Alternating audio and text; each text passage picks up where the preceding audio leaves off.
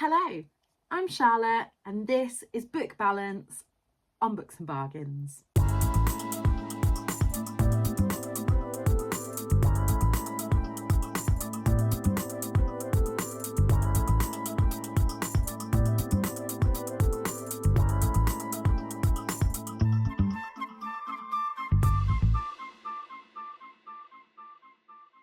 So I've decided to bring back the Book Balance series because it was kind of keeping me on track. Now, the things that I am really trying to do is reduce my physical TBR and also reduce my NetGalley TBR. So I have put a bit of a blanket ban on buying ebooks at the moment. I'm only allowed to buy ebooks if, for example, I am reading the book and I also want it in ebook form to read in bed or on my commute and things like that.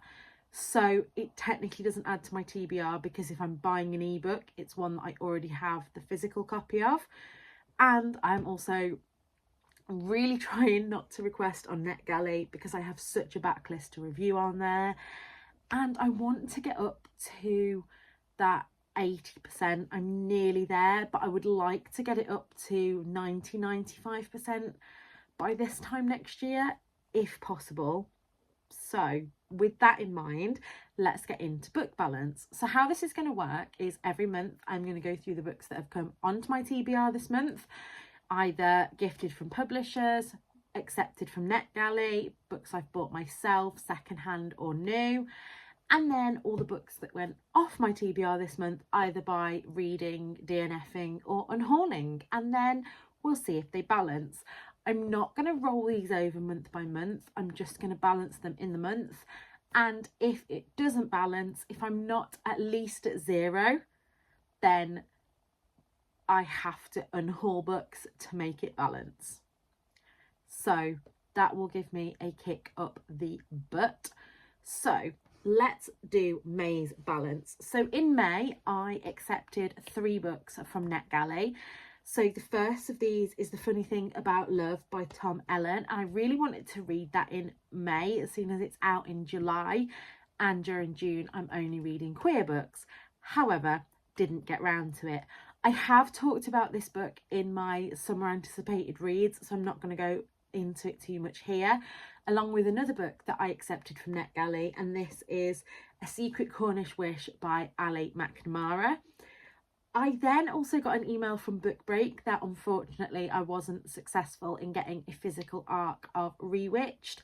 I have already pre-ordered the Waterstones exclusive sprayed edge edition, but when they offered me the NetGalley arc, I thought, you know what, I'm going to have it, I'm going to read it, and then I'll decide on that whether I keep my pre-order of the special edition or not, because if it's not a book that I love, I'm thinking I'm going to give it a 5-star read, and in that case I will keep my pre-order. But if I don't, I will cancel it, because I don't need a really special fancy edition of a book if I don't love it. So that was 3 books that came in on NetGalley, and I'm happy to say that 4 went out on NetGalley as well, and 2 of these I did buy the physical copies of because I enjoyed them that much.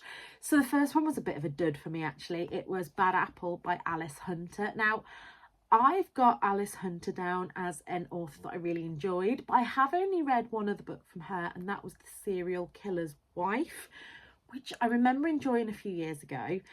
But Bad Apple just fell a bit middle of the road for me. I think I gave it a 3-star, but I have other authors that I have loved a lot more in the thriller genre. So this book could have been brilliant. I think I can't quite put my finger on why I didn't love it.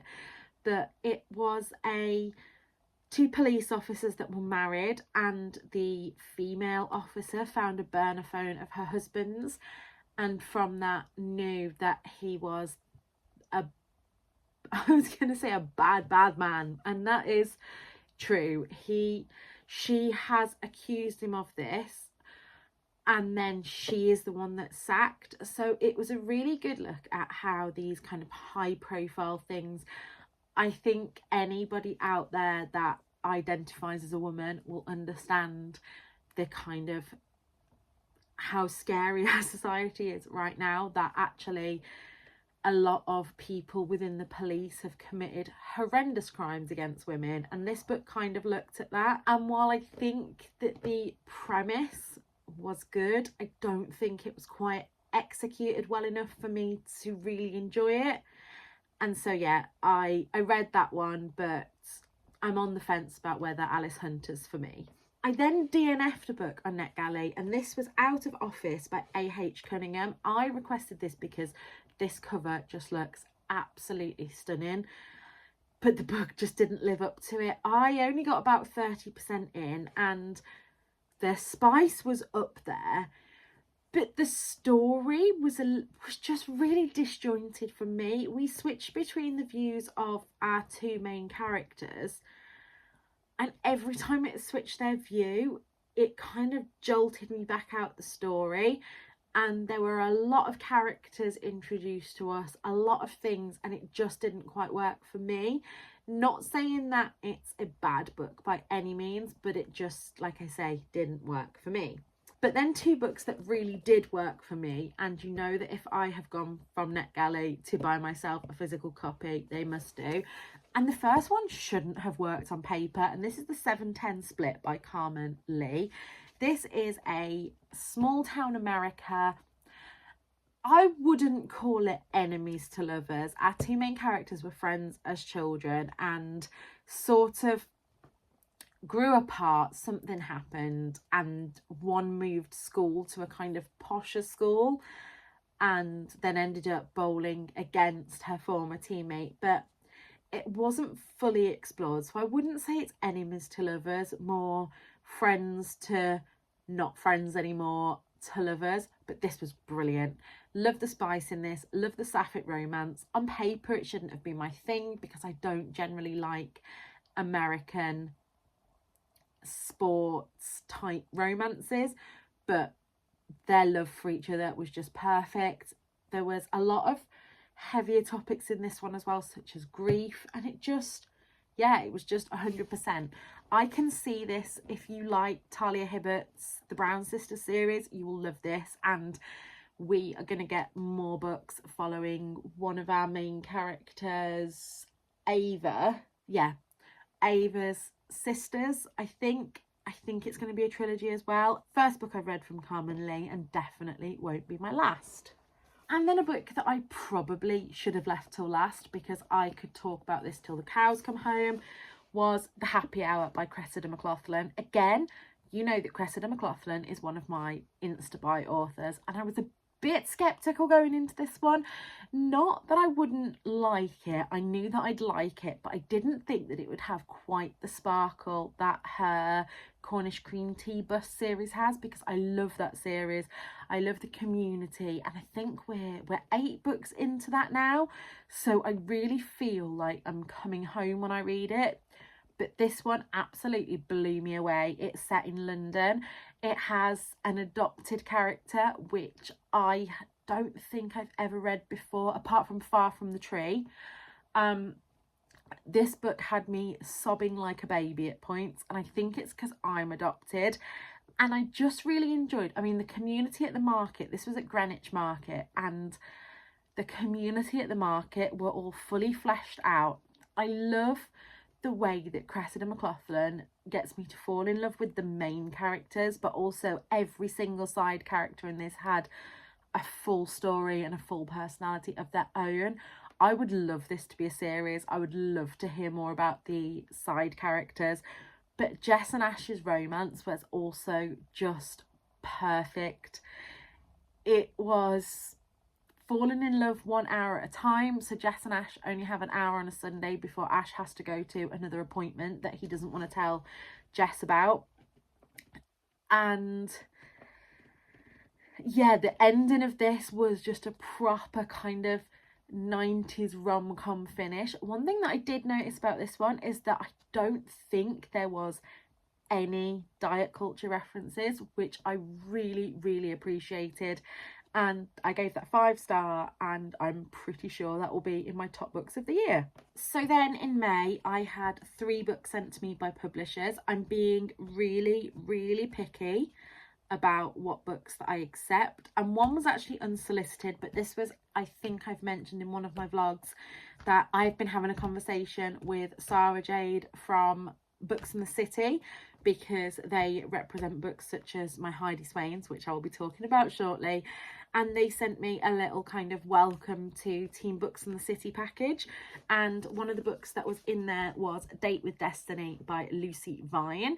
And I haven't read a Lucy Vine, and again, not a queer book, so this will hopefully be read possibly July or August. They also did send me a copy of The Holiday Escape by Heidi Swain, but at the time of them sending it me, I'd already read it. So again, I think I've said it's going to be in a giveaway coming later. And then I have 2 books for tours. One unfortunately was only sent to me a couple of days before it should have been my stop on the tour. So that is Unladylike Rules of Attraction by Amita Murray. This is a companion novel to Unladylike Rules of something, dating, I think. I will put here the other book, and this is, it says it's for fans of Bridgerton, that it's witty and heartfelt, and I'm looking forward to reading that one. And then one that I'm on a tour for in June is The Ride of Her Life by Jennifer Dugan. This, did I read it somewhere? The most hilarious disaster bisexuals you'll ever meet, so that fits right in with what I love. And at this moment in time, I am playing Prideopoly and desperately hoping that this comes up as a prompt so I can get some points for it. Otherwise, I will be reading it for my stop on the tour. And so I also read one book that was for a tour that you will have seen on my Instagram, and that is Can't Spell Treason Without Tea by Rebecca Thorne. And thank you so much to Tour Books for sending me this, as this I again absolutely loved. I think I gave this one a 4-star, and this is one that I need to read the sequel to as soon as I can get my hands on it. This follows our main characters, Raina and I think Chianthe. That's how I've been saying it, but correct me if I'm wrong. And Chianthe is like a queen's guard working for a murderous queen. No, the other way around. Raina is a queen's guard and Chianthe is a magical mage of ages. And they fall in love and escape the queen and start a tea and bookshop in another realm. This has been billed for if people liked Legends and Lattes, which I couldn't get into, but this just hit it perfectly for me. The sapphic romance, all the characters, the peril in this was enough to keep me gripped, but not too much so that I got lost. The world building, again, was similar to our own world, but we had dragons and griffins, and I loved it. Really, really loved it, and cannot wait for the next book to come out. And I am going to be keeping this beautiful hardback cover, so you know I must have really enjoyed it. Now, I know I've already spoken to you about 2 of the books that I bought myself this month, but I also bought a few more. In May, I didn't buy myself a single charity shop book. I did go in a couple of charity shops, but when I went in them, I was in London and I already had too much stuff to carry, so was not picking up books. But I do have a couple of books that I pre-ordered. A book that I pre-ordered, 2 that I bought because I got influenced by the Prideopoly group, and one that I bought because Right, okay, so the first one that I bought was One Day by David Nichols. Now, I bought this the day that I went down to London because Tom wants me to watch the Netflix with him, and I said I'm not going to watch it until I've read the book.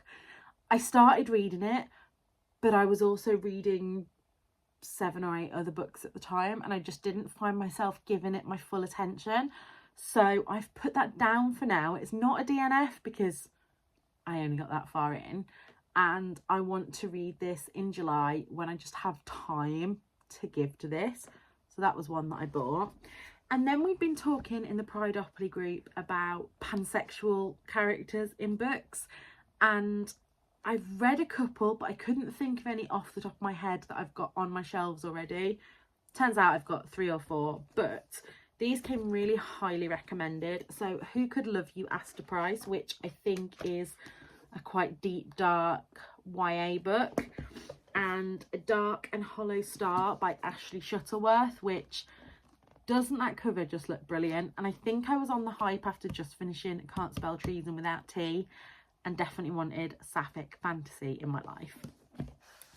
And then I also got a Waterstones pre-order, which shouldn't have come till June, but I'm not complaining. And that's Hits Differently by Tasha Ghouri and Lizzie Huxley-Jones. This has got deaf representation in it, as Tasha Ghouri is deaf. You may know her from Love Island. And Lizzie Huxley-Jones is the author of Make You Mine This Christmas, which, if you haven't heard me bang on about it, go back and watch some of my videos. It'll be there soon enough. What I really love about this is from Hotkey Books, and they always do this just little thing on the back here, which gives you what's going to be in it, and it says Sun, Sizzle and Self-Love, which I have started reading it today. Again, not very far in, but enjoying it so far. One other book that came in, which doesn't count because it's a book that I've already read, and the lovely Victoria sent me The Pumpkin Spice Cafe after she heard that I had pre-ordered the next book in the series but didn't have my own beautiful copy of this book. And my favourite thing about it is the little cat. I think he's called Casper, and yeah, I need to just go and get a drink, but I will be right back. So that's all the books that I got in this month, and I'm just going to whiz through the books that I read that I haven't already shared with you. And so we'll start with, so there's 4 books that I read that I hauled this year. Now 3 of them I hauled when I was in Skegness, so if you haven't seen that weekly vlog, I'll link it below. 1 I got from the library, and then actually no, 4 I hauled when I was in Skegness, but 1 I already had the audiobook for. 1 was at my library and 1 was off my backlist. So actually, if one of my goals is to clear my backlist TBR, I didn't do brilliantly in May because, like I say, 4 of them were new in April. However, I read Speak Your Truth by Fern Cotton, and I didn't expect to love this book as much as I did. I think I've given it a 4-star because there were a few chapters that I glazed over. This is also on BorrowBox and is read by Fern herself, and I bet I won't be able to find anything to show you, but I highlighted so much of this. So things like, we often don't actually know ourselves very well at all. Behaviour becomes second nature and we forget to distinguish between what is habitual and what is true. That really spoke to me. I bet I can't find anything else. Was that something there? It says, I am someone with good intent who is trying and ultimately wants to feel love from my audience, from my guests, but really love for myself. And this just... it just opened my eyes to things that I have been not necessarily hiding, but coming back to BookTube. I know that I have been kind of on and off for the past couple of years, especially since we moved in here, but I always just want to be myself, and I often think like, oh, my audience would want to see more exciting things, but then my truth is that I'm not a very exciting person. I like coffee shops, I like reading, I like snacks, I like cats, but I'm never going to be like an adventurer. Like, that's just not me. And yeah, this is one that I'm going to keep because I would definitely like to reread it. And then I read Undoctored by Adam Kay. I've mentioned on the channel before that I have a kind of love-hate relationship with Adam Kay's writing. While I love what he did for junior doctors, I really don't appreciate some of the ways that he talks about his patients. But then reading this book, I do kind of feel like I got to know him a little better. He talks about his sexuality in this one. There are some massive trigger warnings in this one about things that have happened things that he's seeing. Yeah, I enjoyed it. I'm glad that I read it. It did make me laugh out of shock at a couple of times, as well as genuine like enjoyment. I don't think I will read any more Adam Kay, even if he comes out with more books, but I do think that this was a good follow-up to This Is Going to Hurt, and it delved into a few more personal topics, and yeah, really enjoyed it. But like I say, definitely look up content warnings for that one, because there was a lot going in that I didn't like. When I know that it's Adam Kay, I expect there to be like medical scenes, and he worked in obs and gynae, so I expect there to be things about that. However, there was a passage about his cat being unwell, and obviously with everything we've been through with Dodger, that really upset me, which I wasn't expecting it to. But yeah, quite a hard book to read. Glad I read it. I am keeping it just for now because I'm going to put it on Tom's shelf because Tom wants to read it, but then that would be going back to the charity shop. It's not one that I think I'm going to read again or need to read. This is also on BorrowBox if you wanted to listen to the audio. While we're on non-fiction, I read The Anxiety Solution by Chloe Brotheridge, and this was okay. There was nothing groundbreaking in here. It's very much Anxiety 101, and I think I've read better books such as Kimberly Wilson's How to Build a Healthy Brain, and Natasha Devon's books I think have been much better than this one. It was an okay book, but it won't be staying in my collection. We are down to the final 3 books now, and all 3 of these I really enjoyed. So what order did I read these in? First, I read Miranda Dickinson's Somewhere Beyond the Sea. Now, I sat listening to the audiobook of this all the way to Skegness. I then sat on the beach at Skegness reading it. I listened to it on the way back from Skegness. So I did read a lot of this when I was at the seaside, which really did amplify my enjoyment of it. However, Miranda Dickinson just writes these really gorgeous dual narrative romances, and this one followed Seren. Now, the only thing that was quite jarring for me when I first read this, if you've read the Sweet Pea series, you know that Seren is Rhiannon's sister, and she was all I could think of when I was reading this at first. Seren's father passed away quite unexpectedly, and she has taken over his shop in Cornwall, although she's not sure if that's what she wants to do, but she feels the need to keep things going for her mum. And Jack has a young daughter, and him and his daughter are out one day collecting sea glass, and they make a star, but as it's getting darker they don't have time to finish it.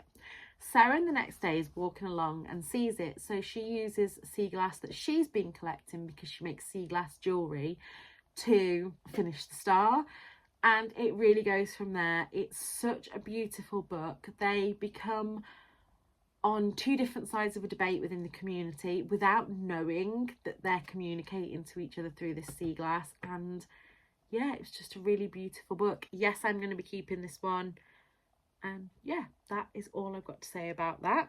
And then Heidi Swain's The Holiday Escape. Now, I gave this a 4.5 star only because there was a Harry Potter reference in it, and I cannot in all good faith give anything with a Harry Potter reference a 5 star, but other than that, this was beautiful. The lovely Kittiwake Cove. In this one, we have Ali and her dad that run a cottage with rooms and craft breaks, and Ali's survival strategy is to escape every year. She starts off by going to Barcelona and pretending that she lives this life that she's always dreamed of being a jet-setting girl, looking at all the local architecture. And on the flight there, she meets Logan and obviously gives him the spiel that she normally does, and then finds herself in a position where she is back home and Logan appears in Kittiwake Cove, and it goes from there. Again, not going to tell you too much, but really enjoyed this one. And then I had said on my Instagram a little while back, this book I've been reading for a couple of months now, that I wanted to read something that was just nice with no death, dying or anything like that. And you guys did me dirty because this book does get quite serious at times. And that is Libby Page's The 24-Hour Cafe. I gave this a 4-star, I think. I really, really enjoyed this one. We're set at a cafe opposite Liverpool Street Station in London. And I think it's based off The Breakfast Club. That's what I had in my mind when I saw it. And this whole book happens over the course of 24 hours. And it was a real kind of slice of life book. I really enjoyed how we got little snippets of people's life for the time that they were in the cafe. From an older couple, a young student, and then we had Hannah and Mona who both worked there. And we got these flashbacks to things as well. And it was really cleverly done. I was gripped all the way through. And yeah, I would definitely recommend that one. I've been talking for far too long. There are 2 last books that I just want to briefly mention, but these don't count as they were both rereads.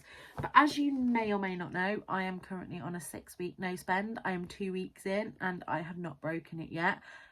Technically, I bought a book yesterday on the Morrison's charity table. However, I used £1 that I found in the car to buy it. So does that count? I don't know. Anyway, so I have reread Real Life Money, An Honest Guide to Taking Control of Your Finances by Claire Seal at My Frugal Year. This is a really accessible book. I am not in debt, but this book is fantastic for those who are. And it just was a kind of first look into all things debt and why we spend how we spend, and really enjoyed it.